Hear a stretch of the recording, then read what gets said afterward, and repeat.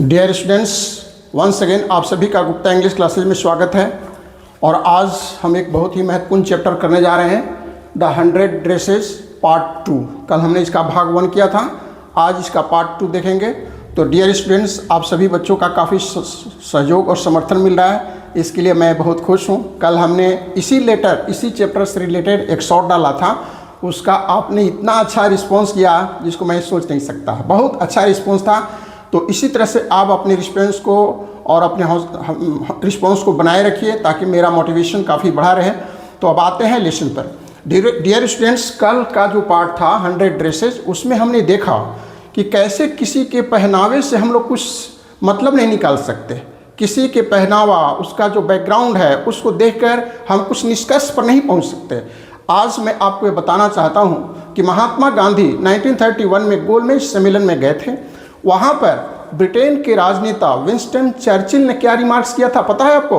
उन्होंने कहा था कि ये नंगा फकीर है, नेक्ड फकीर, नंगा फकीर कहा था महात्मा गांधी को। वे साधारण वेशभूषा में चले गए थे गोलमेज सम्मेलन, आप इतिहास की किताबों में पढ़े होंगे। तो वहाँ पर उनके पहनावे को देखकर वहाँ के लोगों ने ऐसा टिप्पणी किया। कल देखा अमेरिका में विवेकानंद को क्या टिप्पणी का मिला था, साधारण वेशभूषा के लिए कोई तरजीह नहीं मिल रहा था, लेकिन जब उनका भाषण हुआ तो पूरे विश्व के लोग लोहा मान गए।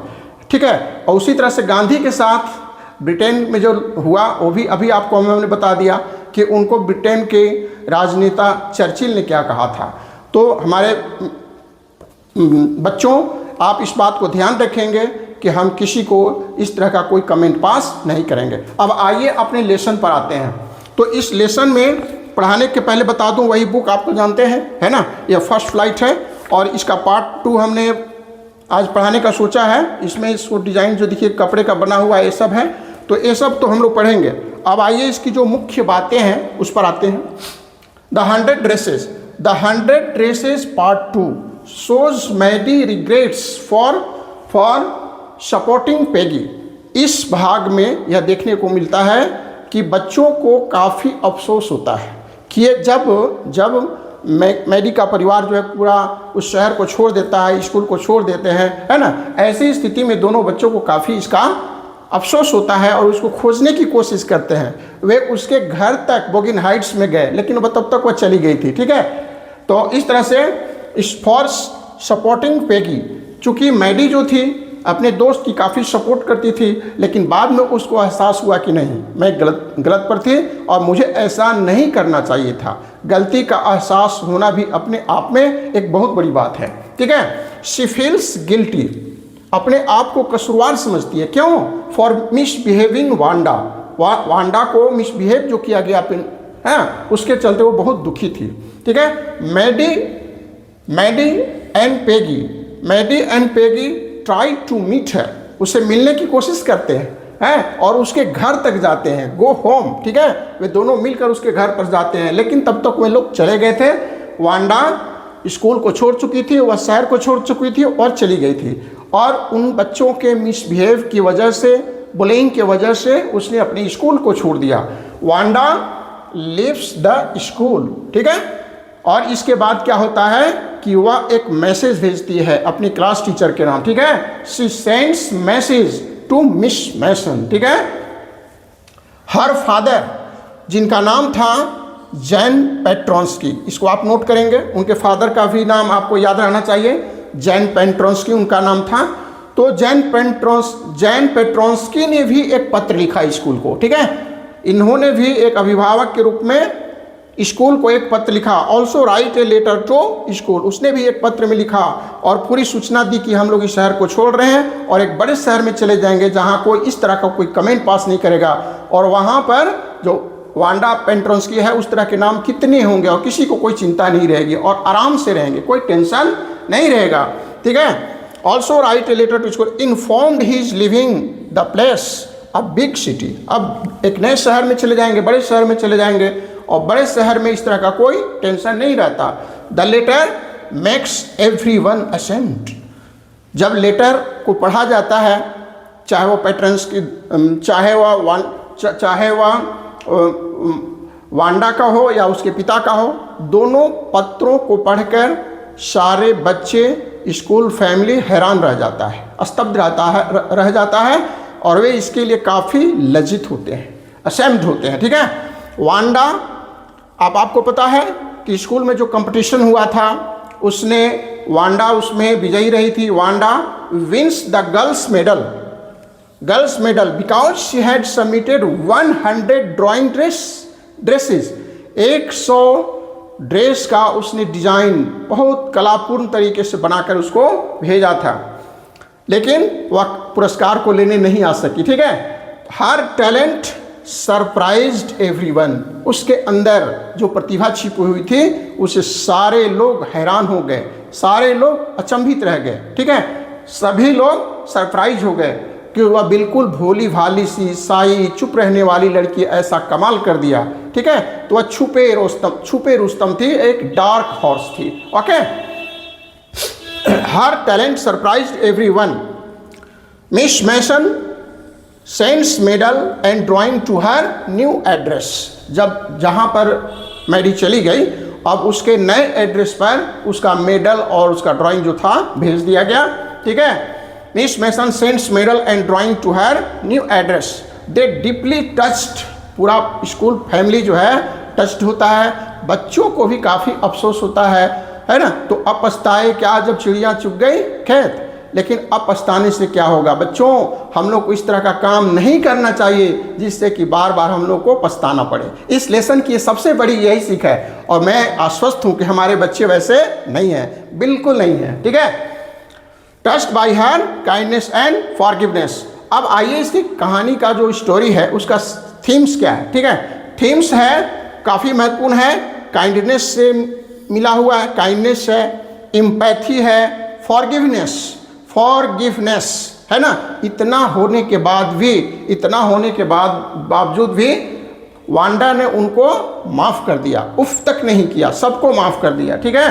And forgiveness and standing bullying are essential values. और जो उसके अगेंस्ट में जो किसी को सताता है, किसी को परेशान करता है, तो उसके लिए स्टैंड होना एक बहुत बड़ी बात है।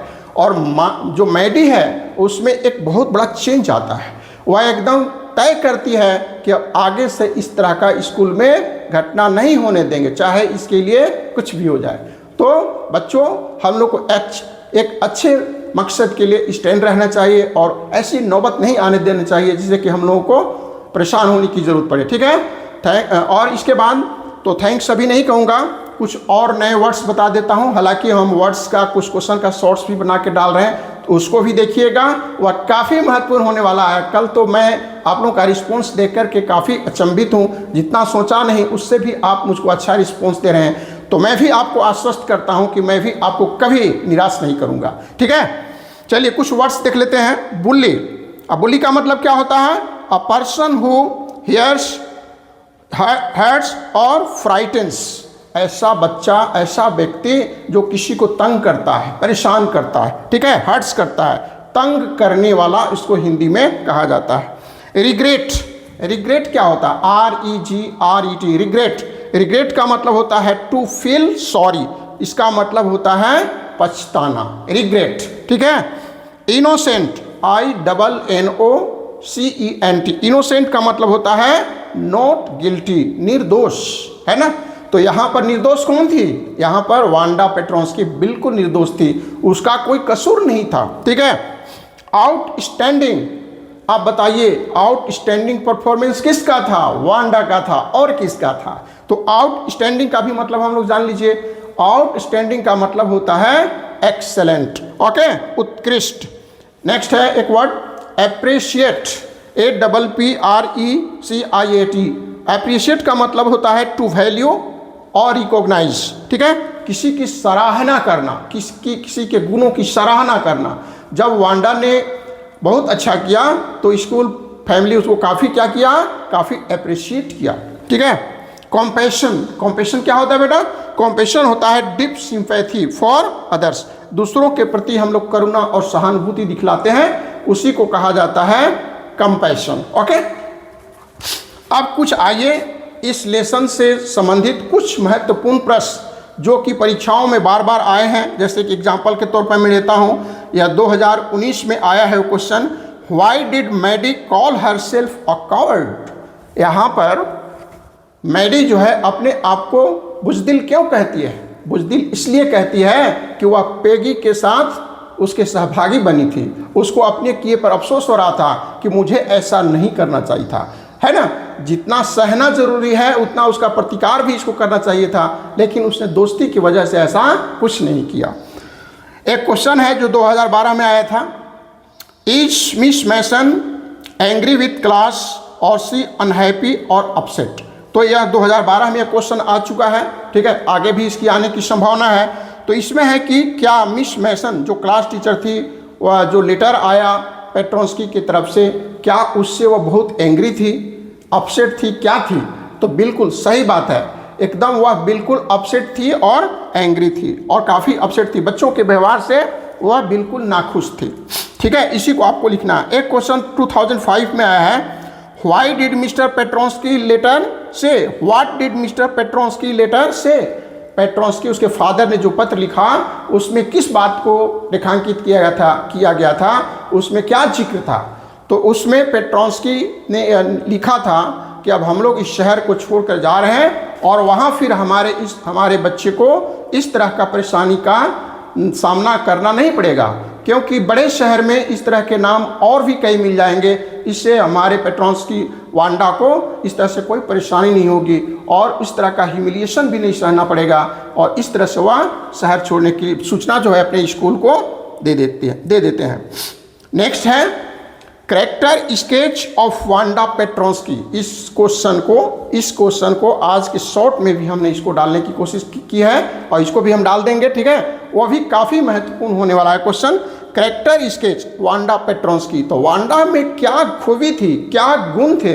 वह बिल्कुल भोली भाली थी, ठीक है, बहुत जेंटिल, साई थी, चुपचाप रहती थी, कोई जवाब नहीं देती थी, लेकिन फिर भी उसके अंदर की जो प्रतिभा थी, उनका जो टैलेंट था, वो उसने अपने टैलेंट से लोहा मनवा दिया, ठीक है। और साथ ही साथ जो सबसे बड़ा ह्यूमन ट्रेट था उसके अंदर, फॉरगिवनेस का, काइंडनेस का, तो ये सब कुछ हम उसके कैरेक्टर से सीख सकते हैं।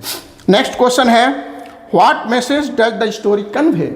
इस लेसन का मैसेज क्या है ना। तो मैसेज यह है कि सभी चमकने वाली चीज़ें गोल्ड नहीं होती, all glittering things are not gold. हम किसी के पहनावे को देखकर कुछ निष्कर्ष नहीं निकाल सकते हैं, हमें एक दूसरे को क्षमा सीखना चाहिए। इस तरह से लेसन का जो महत्वपूर्ण कोर लेसन्स है उसको हम लोग को उतारने की कोशिश करना चाहिए।